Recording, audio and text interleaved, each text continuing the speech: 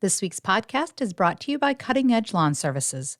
Whether you're looking for a spring cleanup or lawn maintenance all summer, Cutting Edge Lawn Services is here for you. One call does it all: mowing, trimming, hedge trimming, and edging.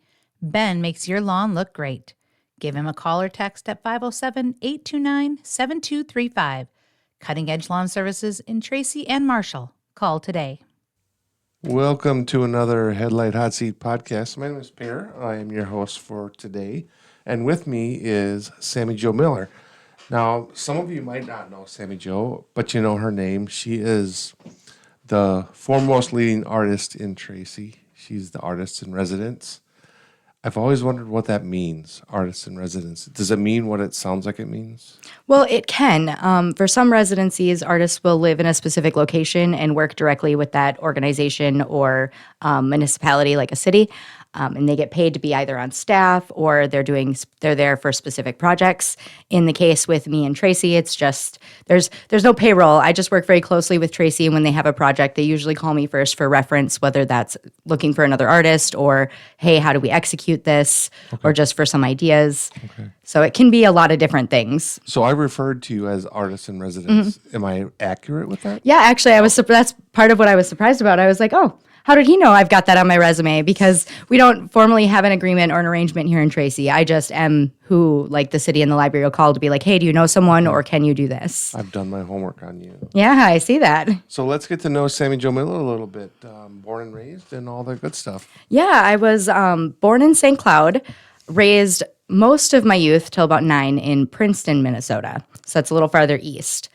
And then we moved into St. Cloud when I was about 9. And I lived in St. Cloud and the surrounding area. We moved around a lot.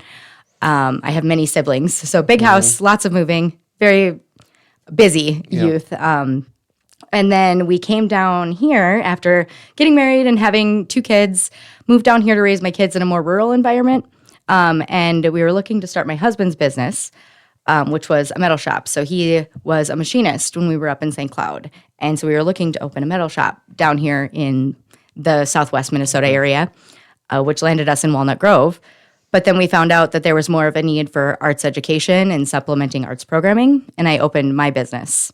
Walnut Grove turned out to be a little too small for us as city folks, so we ended up moving back up to Marshall, and that's where we are right now. And the kids are very happy in the schools, and my teenager is very happy to not be as rural anymore. He really enjoys the city. When did you know that you're an artist? I mean, when you're a kid, you love to finger paint, you love to draw and doodle. But when did it hit you, Sammy Jo, that I'm kind of good at this?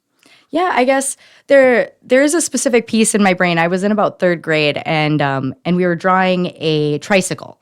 And I had spent the entire class time just working on the torn sticker on the very front of the handlebars. And so you had like the gearing and the joints on the front of the tricycle, and then the peeled sticker, and you could identify and see all of the little creases and lines. And I really was so impressed with what I had accomplished that at that point I was really excited to do more. And it helps that I come from a family of artists. So there's always kind of that, it's an option when you come from watching people succeed and do very well at it. More on the commercial side with my family. And my grandpa and my dad both went to art school. My dad dropped out and became a surveyor, and then a restaurant owner for many, many years. And he said, do anything other than art. It's not lucrative. And I tried. I changed majors quite a few times in college trying to figure out what I could do, because art doesn't make money, right? I was trying to find anything else that I felt I could do. And I just ended up in art. I can't do anything else, so I had to make it work. I hear you. People ask me how I do what I do, working 7 days a week, and I just tell them, I don't know how to do anything else. Yeah. And just like you, if I didn't have the newspapers, I don't know. Maybe I'd be working at a grocery store or a gas station or a restaurant. That's my simple answer. And like you, if you love what you do, it doesn't seem like work. Exactly. And you also do a lot of visiting in schools. I haven't actually. The visiting schools is something I'm aspiring to. Okay. Okay. So I have done some partnerships with schools as far as community education programming. So I do community education programming in partnership with schools. But school visits and artist visits, author visits are something I'm moving into in the next year or two. I'm hoping to see a little bit more of that. And you and I talked recently for the story I did last week. What is it about getting kids involved in art that drives you to do that? Because artists can go in so many different directions. You seem to be focusing on children a lot, Yeah, or I want guess to. that's just kind of where it drove me down here. Like the lack of arts programming in schools kind of directed me because it's funny. You set out with an idea of what your career is going to be through college, and then you graduate and you have a path very clearly in front of you that you're like, yep, that's where I'm going. And then there's a person or an action or something that changes that path. And for me, moving down here, seeing all the lack of arts education for children, it drove me to do more of that. I have private work or studio work that is very different from what I do in the classroom with children. So there are a lot of different aspects to what I do, and focusing on kids is just a side effect of being down here and seeing a need that needed to be filled. And I have children of my own. I love kids, especially the ones I can say, hey, go back to mom and dad at the end of the week. I love that I get to spend a limited amount of time with them and really make their summers with things like the summer camps. And So you're like a grandma, grandpa. Spoil them a little bit, have fun with them. yep, Send them on their yep, way. exactly. I get the best parts. Yeah, exactly. So speaking of kids, you are an author, and this is something new.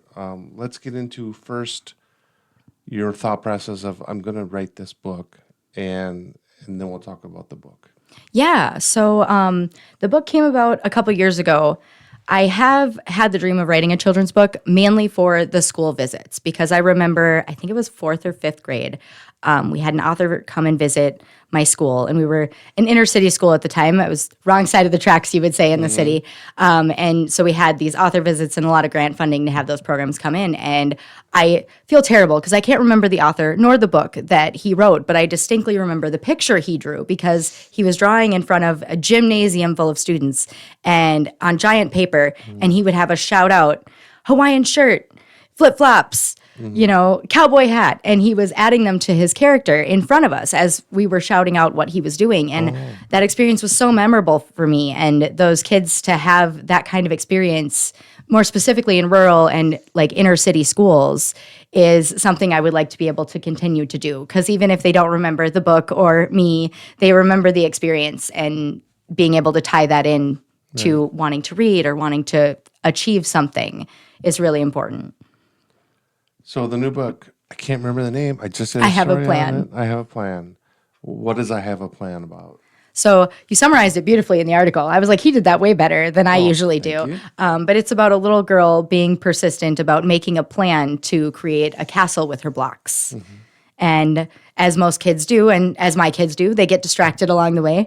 And she keeps coming back to making her plan. And how do I make my plan so that I can use it, so that it's functional? What is the best way to make the plan? So it's a book about planning and making that plan and having to redo it if it doesn't go right the first time. Because that's a lot of what I do. Yeah, it is.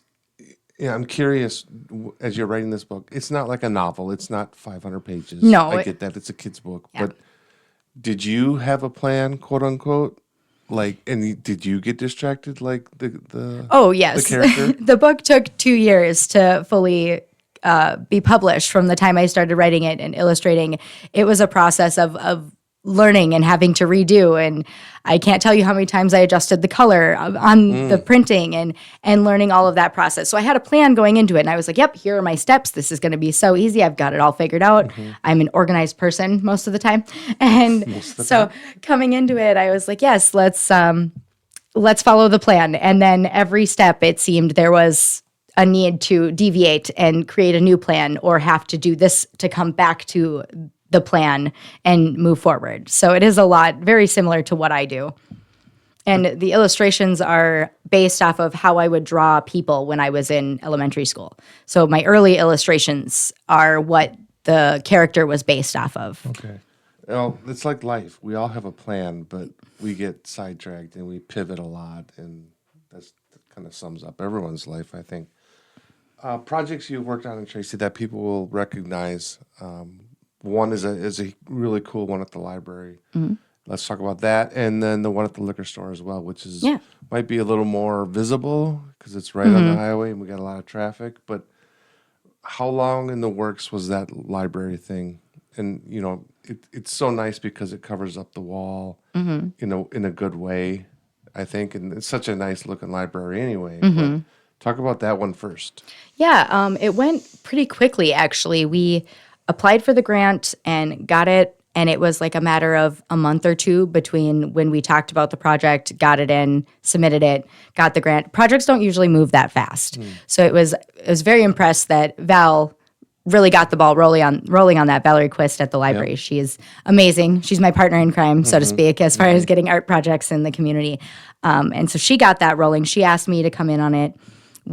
Once we got the grant funds, we moved forward with partnership with the museum, the Wheels Museum, and they let us go through the pictures that they have, not just on the walls, but ones from the back room, which is like my dream. I'm a history buff. I know I told you I'm not good at names and dates, but I love like social history. What were people doing? What were they wearing? What were they getting together for? What were they celebrating? Those things are far more important to me than like the names and specific dates of people. Well, that's the fun part of history. Yeah, exactly. Not the numbers and dates. Exactly. But the culture back then. Getting to go through the history of Tracy, a lot of that is very Tracy based. He has stuff from other cities, but a lot of it is focused here. And then I got to read the history book, which I probably kept for too long, but it's well written. There was more of a story to the Tracy history book because I've done a couple of other cities with more cultural and history-based projects, and some of them are like reading the minutes of a meeting, or you're reading property deeds and very, bureaucratic recordings of what happened in the community. And so the Tracy history book was a bit of a breath of fresh air that it's more of a narrative and has a little bit more beyond just the paperwork information in it. What book is that? Is that Yesteryear? Was it Lorraine Radke's book, or there was Tracy's First 100 Years? I think it's Tracy's First 100 Years. Yeah. I think it's that one. Okay. I have those two books in my office, and they're my references. Two Bibles. I have two Bibles, and they have nothing to do with religion at all. I believe that. I'm like, I wish I could get a copy, but they don't print it anymore. The 100 Years book? Yeah. Yeah. I don't know if we have more than one. We might. I can maybe see if I can dig one out for you. Because I happened to do Lambertons when they were celebrating their 150th. So they reprinted their book for their 150th celebration. Okay. And so I was able to get a copy of theirs after doing their project. But with Tracy's, I had to give it back.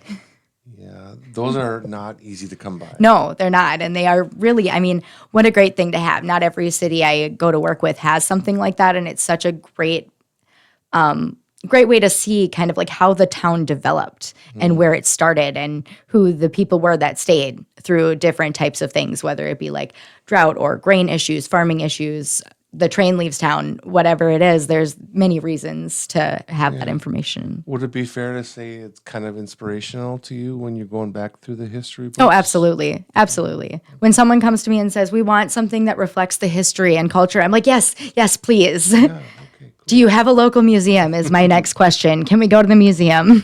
Our museum is wonderful. Yes. I always, anytime I can, give a shout out to them, and they keep expanding and growing, which is, I think, vital to museums. And I like where it's at, like right when you come into town from the west. It's pretty cool. You can't miss it.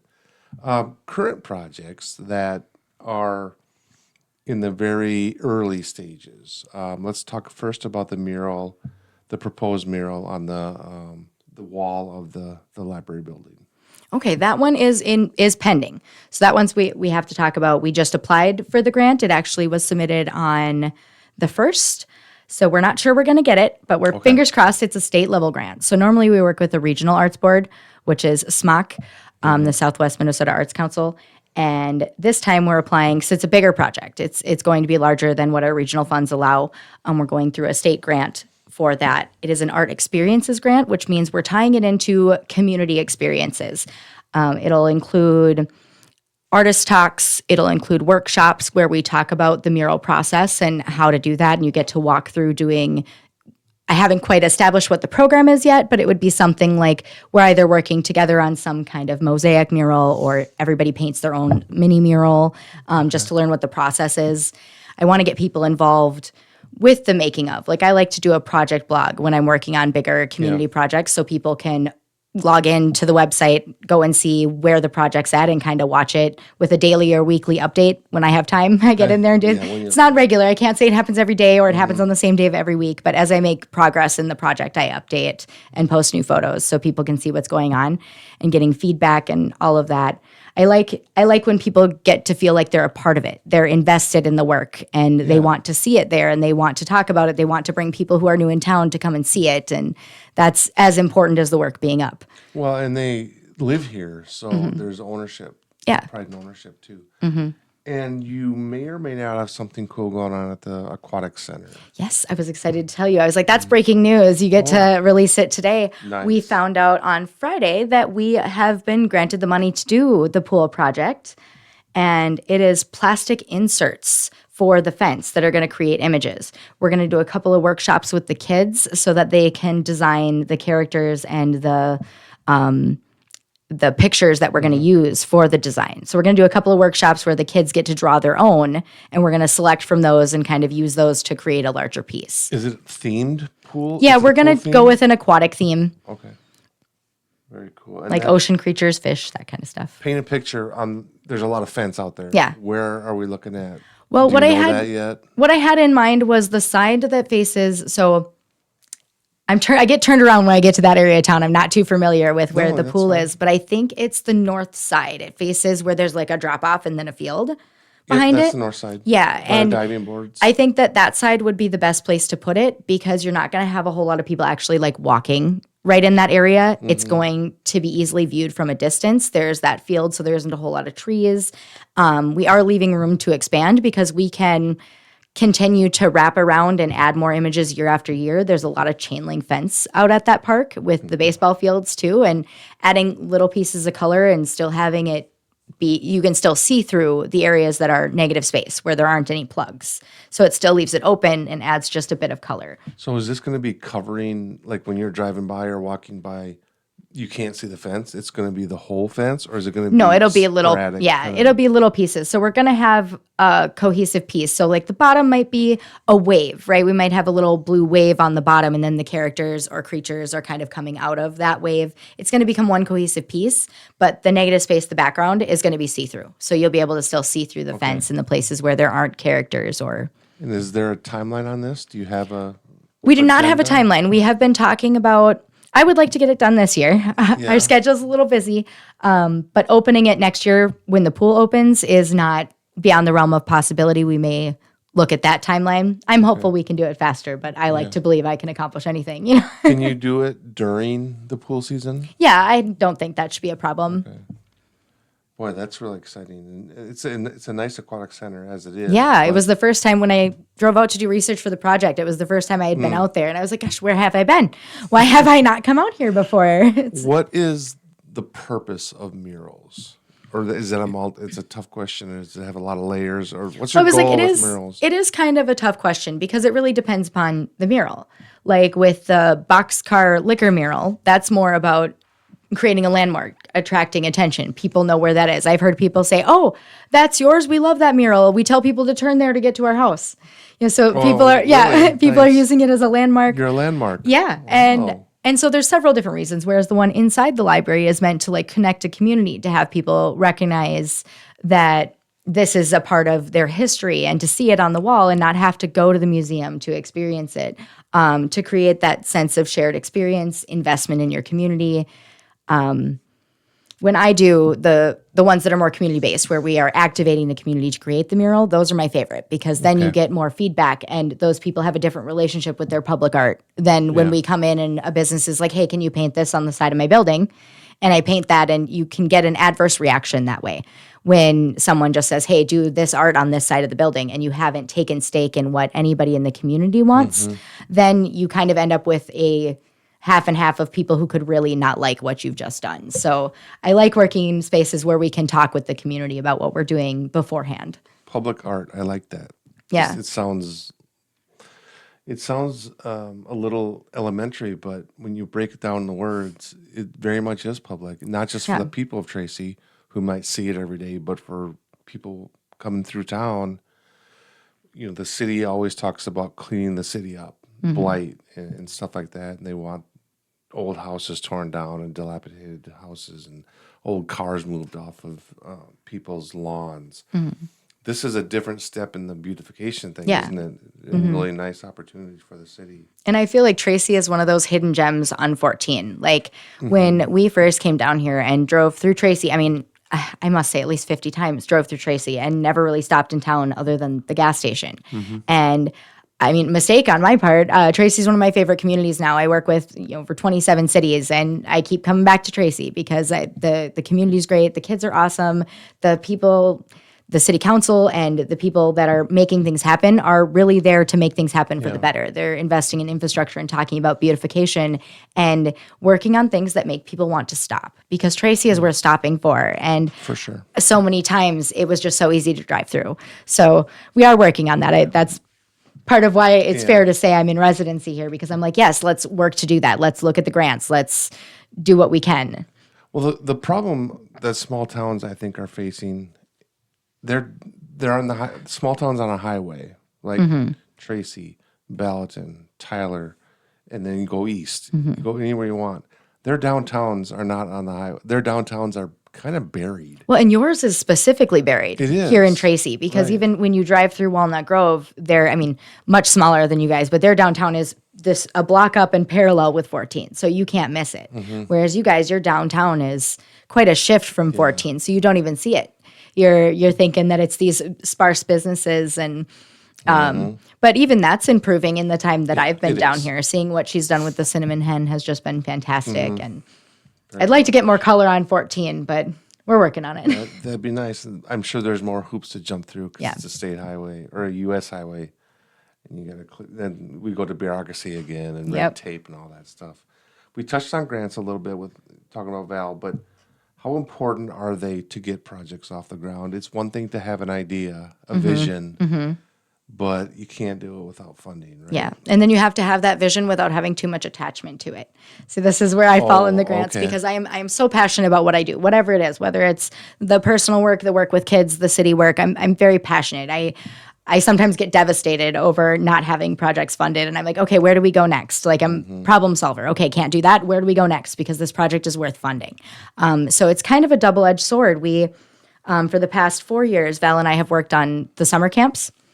And those are grant funded. And every year it's like, oh, are we going to get the grant funding? And the waiting is the hardest part. But the fact that this money is there and accessible to us in towns like Tracy and smaller towns is fantastic because to pull that funding out of even property taxes or city revenue can be devastating to other. It's not cheap to do some of these programs and to have a state that's willing to fund that. We go through, like I mentioned earlier, SMOC, the Southwest Minnesota Arts Council. They fund a lot of our smaller projects. And then this is the first time we're going through the state, but the state will also fund projects.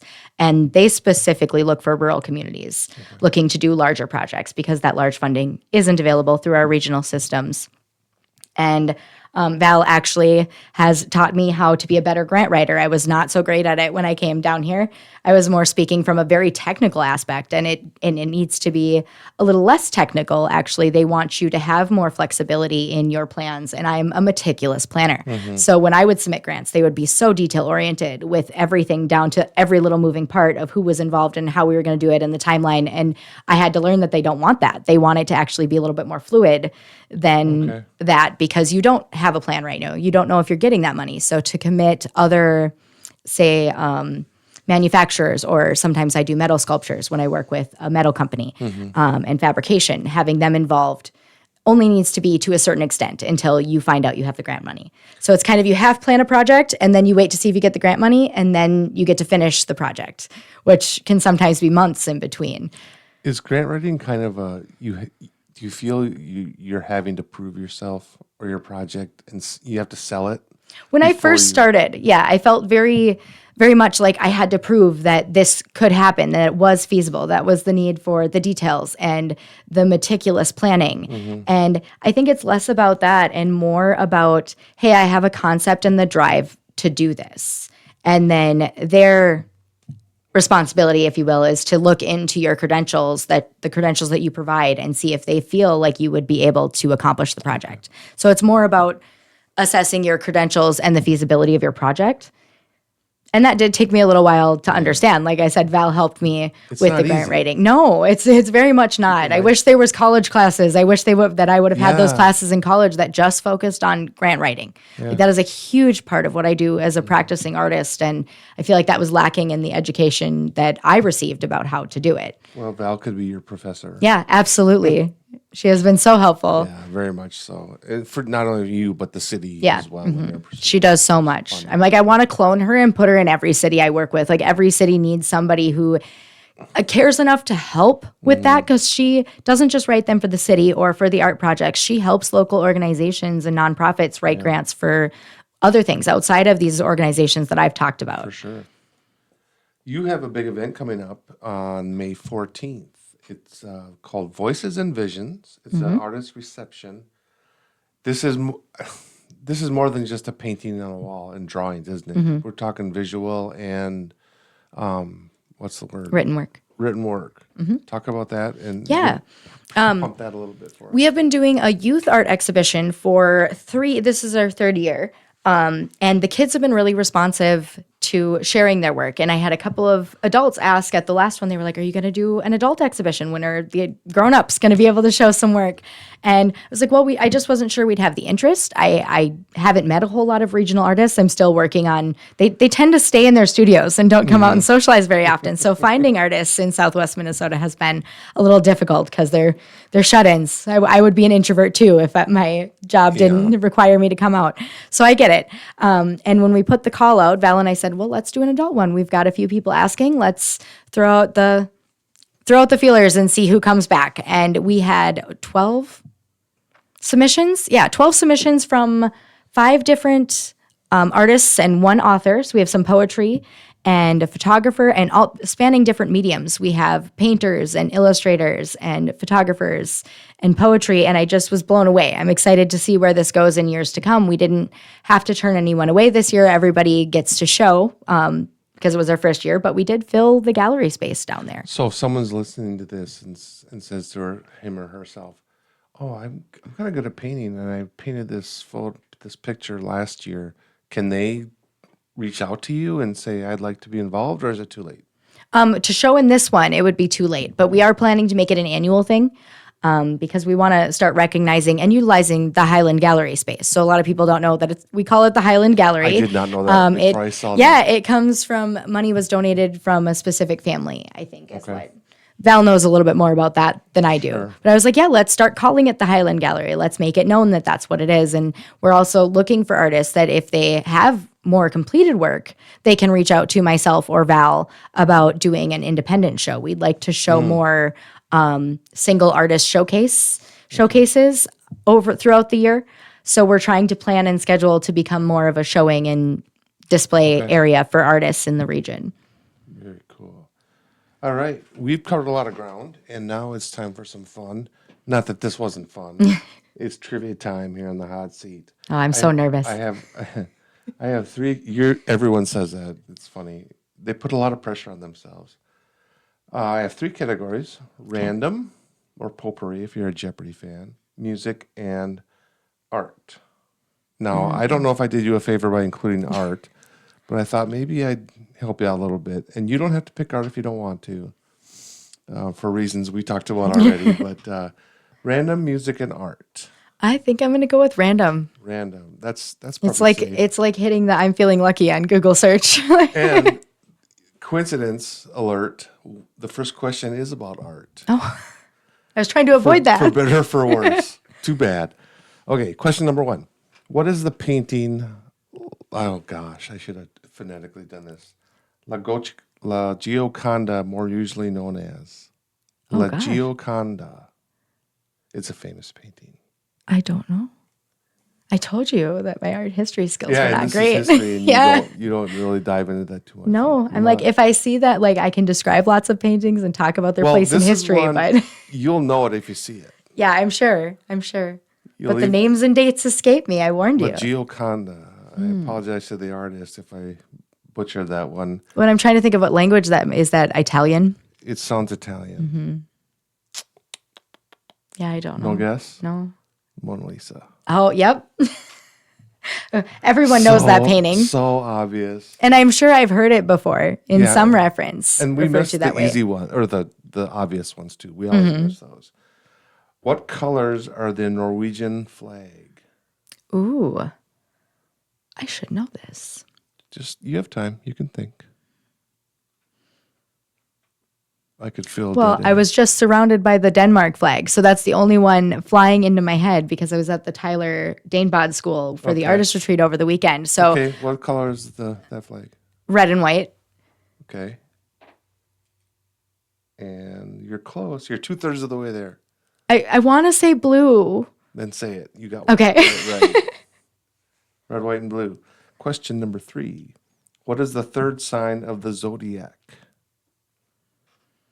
Well, we got Capricorn, Aquarius, and does Aquarius come first? Then Capricorn. But who's after that?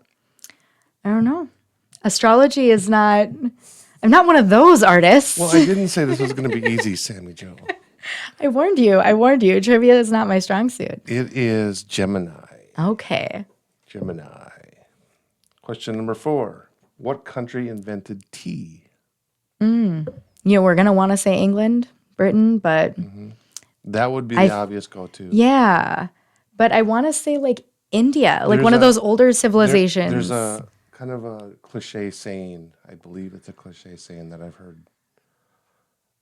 Someone says, all of tea and China. yes. All the tea in China. I believe the saying is not for all the tea in China. Okay, stop nitpicking. My first guess. See, I do know something. Yes, that's good. My first guess is going to be bad because I gave him no hints, and now I'm starting to take Give it easy hints. on my guess, and I'm giving you a little bit of hints, but that makes it more fun. Final question: you have 2 out of 4 right. You're batting 500. Groups of lions are known as what? I know this one. They are known as a pride. See, maybe I should have suggested biology, like animal. Yeah, that's hindsight though. And Right? if we have you on again sometime, maybe sometime in the future we can talk about some more projects, the pool, and I'll Can I plug summer camps real quick before we go? Absolutely. Because we ahead. did also on Friday find out we were funded for summer art camps again in Tracy, Okay. which they supplement the cost so it's more affordable for rural parents. And then theater camps. Yeah, we're doing theater camps for the first time this year. So that's why I wanted to plug that one. They're brand new. How do people sign up? Get a hold of you? Through the library. So we'll have posters going up because we can start advertising once we're awarded. Okay, very cool. Yeah, Sammy thank Jo, you. you are off the hot seat. Thanks for joining us. Thank you. This week's podcast was brought to you by Cutting Edge Lawn Services. Whether you are looking for a spring cleanup or lawn maintenance all summer, Cutting Edge Lawn Services is here for you. One call does it all. Mowing, trimming, hedge trimming, and edging. Ben makes your lawn look great. Give him a call or text at 507-829-7235.